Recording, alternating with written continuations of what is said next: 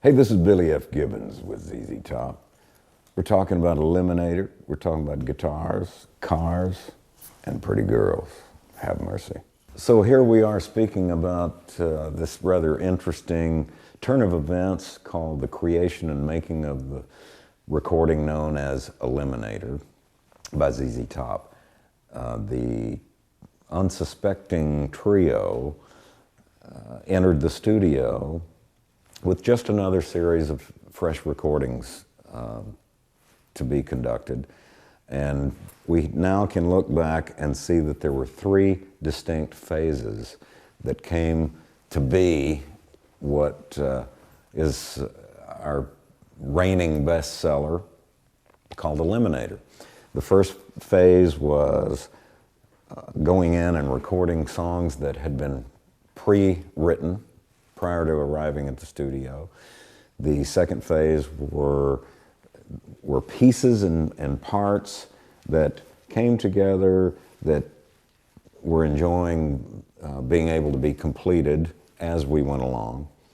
And then by the time that momentum had picked up and caught on, we were in a fast lane. The kinetic energy allowed us to show up with a blank piece of paper, and at the end of the day, there was a complete new composition, arranged, buttoned up, done. The whole process lasted for about a year. And during that year, we can see the first 4 months or so is warming up, taking that which we had pre-prepared, rehearsed, written on the road, brought in with us to the studio, and stepping it up through the middle period and then reaching completion with things. And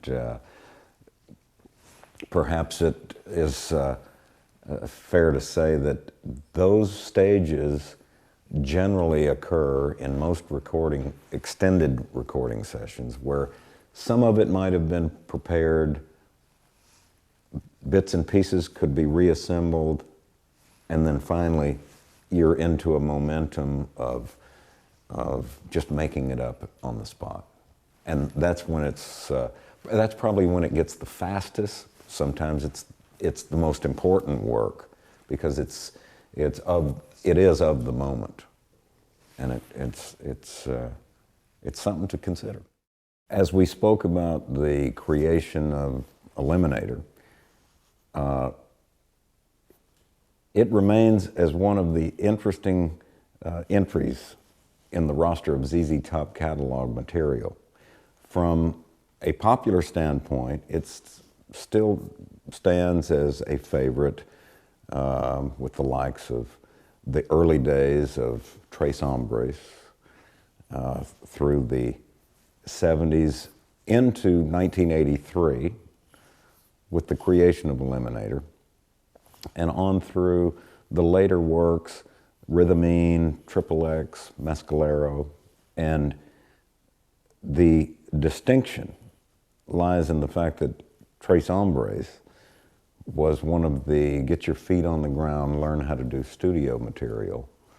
Eliminator found us with the luxury of having done that basic standpoint stuff, going into the more experimental period, and there you have it.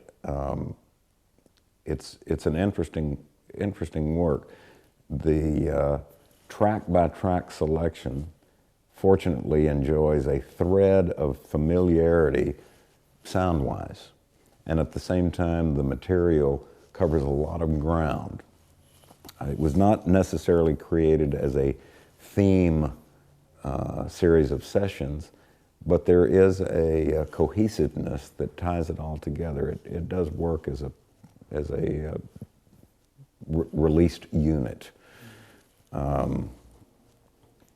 The three stages came as songs that had been rehearsed, written, and ready to record into the period of the leftover pieces that needed the creative composition injection, taking us to the completion stage where we just made it up as we went along. Notable tracks, the standout tracks, of course, were first the 3 videos, starting with Give Me All Your Lovin', going into Sharp Dressed Man, concluding with Legs. But there's a lot of other interesting tracks found from top to bottom, and as you point out, the slow blues number, one of which seems to be included on each ZZ Top outing. This track was entitled I Need You Tonight, and it does have an interesting solo passage, and it's no secret that our presence in the studio found ourselves residing in Memphis, Tennessee at Ardent Recording, John Fry's famous house of capture. John Fry came from the background of Stax Records, and the standing house engineers, Terry Manning, Joe Hardy, John Hampton, along with John Fry, presented a juxtaposition between that which was lingering from the early stages of recording strictly in the analog domain, looking forward to entering the digital domain. And Eliminator, again, enjoyed the bonus of being just that, in the swing of getting through both pieces.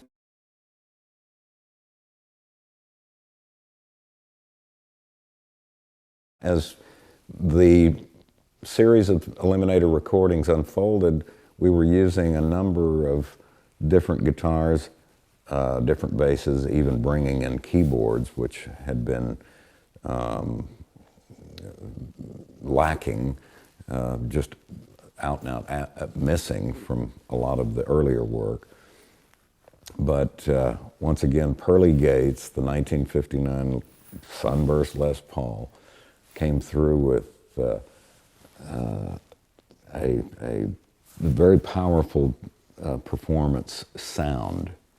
And as it's now somewhat familiar with ZZ Top fans, Pearly Gates has always had a presence on the records from day one, and hopefully will continue because of that power performance provided by the interesting and complex elements of that particular instrument. Just happened to roll off the assembly line at the right time, the right day, with the right wood, the right amount of finishing, and a assembly of electronic components that made it a great sounding instrument. The acquisition of the famed Pearly Gates, it actually had been discovered by some musician pals of ours in Houston, Texas, and oddly enough, they were not necessarily interested because this was an electric guitar, which was certainly our cup of tea as opposed to acoustic guitars, which are bad luck for me. But Pearly Gates was actually in a ranch house on the outskirts of Houston, and it belonged to this cowboy that had by and large forgotten about it. Didn't really place too much of a value on it. It was exactly the opposite from our standpoint. This was the guitar that we had discovered, having been seen on the flip side of John Mayall's Blues Breakers release featuring Eric Clapton. And pictured on the back was Clapton with his Marshall combo and Les Paul. And we thought, gee, that's the answer. There it is. And sure enough, it was. I got fortunate in that a young lady was leaving Houston en route to Los Angeles to attempt to land a part in a movie. And to do so, we gave her a 1936 Packard. to get her from Texas to the West Coast out in California. And not only did the car serve her well, she did arrive and wound up landing the part.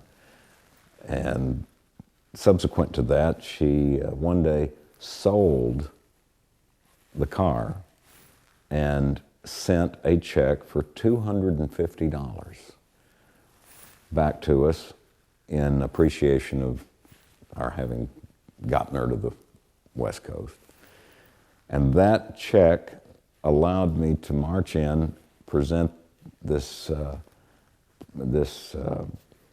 purchase piece for the purchased piece. And there was Pearlie Gates. We walked in with the $250 and walked out with this wonderful Sunburst, the 59 Les Paul. Pearlie Gates had been given its name to the automobile because we thought it had divine connections, since it did manage to make it for the long journey. She did get the movie part, and in return she said, well, here's some money, go buy that guitar and we'll name it Pearlie Gates because it will make music from the spheres.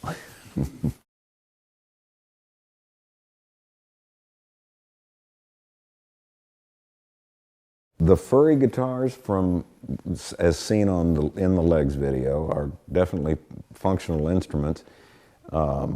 Those were created by Matthew Klein, who was overseeing the custom shop at Gibbons. And Henry Juskowitz had just taken over the factory and had placed Matthew in a rather challenging position to continue to create things from the custom shop. But he was all too happy to make these fur-covered examples as fully functioning instruments. And the last hill he had to climb and overcome was, how do you get this fur to stop creeping up between the strings and rendering them somewhat unplayable? And one of his assistants said, well, he said, we could go down to the feed store and buy a sheep shearing blade, which they did, and we carved a path under the strings to allow them to remain functioning instruments. Bo Diddley had the first fur-covered six string that we know of. Bo Diddley being one of our dearest friends and inspirations, he cajoled us into giving it a try. The good news is that Gibson at that time was making great sounding guitars and great playing guitars. The little twist of adding fur was only a momentary sideline that required a little adjustment. But to this day, they're still quite playable, one of the better sounding instruments that we even own. The spinning mechanism came from, he was the brainchild of Don Summers. D.F. Summers, the bass player for the Moving Sidewalks. And we were out on the Jimi Hendrix tour back in the late 60s as an opening with the Soft Machine, and he dreamed up this contraption. The one element that one has to remember when using spinning instruments is keep your head out of the way. As the neck passes by, you don't want to get knocked in the head necessarily.